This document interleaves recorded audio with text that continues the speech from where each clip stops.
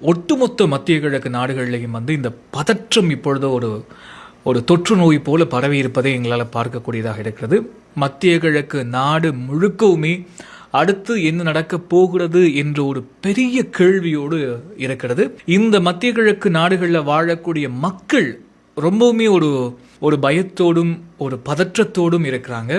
India கூட ஈரானில் வசிக்கக்கூடிய இந்தியர்களை 48 மணி நேரங்களுக்கு வெளியே வர வேண்டாம் என்கின்ற ஒரு செய்தியை வெளியிட்டிருக்கு. அத்தோட மத்திய கிழக்கு நாடுகளில் வசிக்கக்கூடிய ஒட்டுமொத்த மக்களுமே அடுத்து என்ன நடக்கப் போகிறது, எப்படி இந்த பொழுது முடிந்து நாளைய பொழுது விடிய போகிறது என்கின்ற ஒரு பெரிய கேள்வியோடு இருக்கிறோம். நான் உட்பட அடுத்து என்ன நடக்கப் போகிறது, இந்த உலகத்தினுடைய போக்கு எப்படி மாறப்போகிறது என்ற ஒரு பெரிய கேள்வியோடு இருக்கிறோம். அமெரிக்க அதிபர் டொனால்ட் ட்ரம்ப் இப்பொழுது ஒரு 3rd கிளாஸ் ரவுடி போல களத்தில் இறங்கி ஒரு பெரிய ஆக்ரோஷ வார்த்தைகளை பேசிக் கொண்டிருக்கிறார். மிக கெட்ட வார்த்தைகளை பயன்படுத்தி அமெரிக்க அதிபர், ஒரு வல்லரசினுடைய ஜனாதிபதி, ஒரு அதிபர் என்ற அந்த ஸ்டாண்டை விட்டு கீழே ஒரு தரக்குறைவான வார்த்தைகளை பேசுவதாக இருக்கட்டும், அல்லது மாற்றி மாற்றி பேசுவதாக இருக்கட்டும், ஒரு 80 வயது முதிர்ந்த ஒருவர், ஒரு பெரிய பொறுப்பில் இருக்கக்கூடியவர், புத்தி பேதளித்த ஒருவரை போல மாற்றி மாற்றி பேசுவதாக இருக்கட்டும், அவருடைய ஒவ்வொரு வார்த்தைகளும் நகைப்புக்குள்ளாகுவதும் விமர்சிக்கப்படுவதுமாக இப்பொழுது காணப்படுகிறது. இதை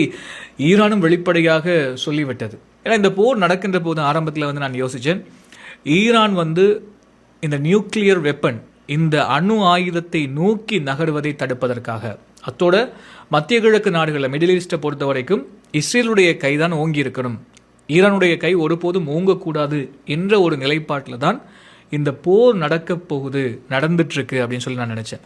ஆனால் கான்ஃபிடென்ட்டாக இப்போ சொல்ல போனால் அதற்காக மட்டும் அல்ல அப்படின்னு சொல்லலாம். இந்த போர் கிட்டத்தட்ட பல ஆண்டுகளாக அமெரிக்கா, குறிப்பாக அமெரிக்க அதிபர் டொனால்ட் ட்ரம்ப் திட்டம் போட்ட ஒரு போர். ஈரான்கிட்ட இருக்கக்கூடிய பெருமளவான எண்ணெய் வளத்தை சுவீகரிப்பதற்கான ஒரு போர். ஈரான் போராடுது தன்னுடைய நியூக்ளியர் வெப்பன்ஸ், தன்னுடைய அணு ஆயுத அந்த விஷயத்தை தக்க வைத்துக் கொள்வதற்காக, தன்னுடைய நாட்டினுடைய இறையாண்மையை பாதுகாப்பதற்கான ஒரு போராக ஈரான் செய்து வருது. அமெரிக்கா செய்து வரக்கூடிய போர் அணு ஆயுதத்தை தடுப்பதற்கான ஒரு போர் அல்ல.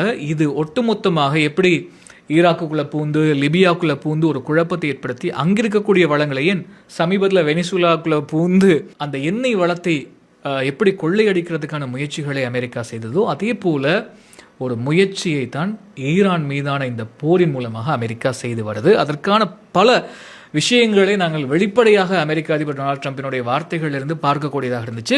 திண்ணையில் கிடந்தவனுக்கு திடுக்குன்னு வந்துச்சான் கல்யாணம் அப்படிங்கிற மாதிரி அமெரிக்கா போனது என்னமோ ஈரானுடைய எண்ணெய் வளத்தை சுவீகரிப்பதற்கான ஒரு திட்டத்திற்காகத்தான். ஆனால் இப்போ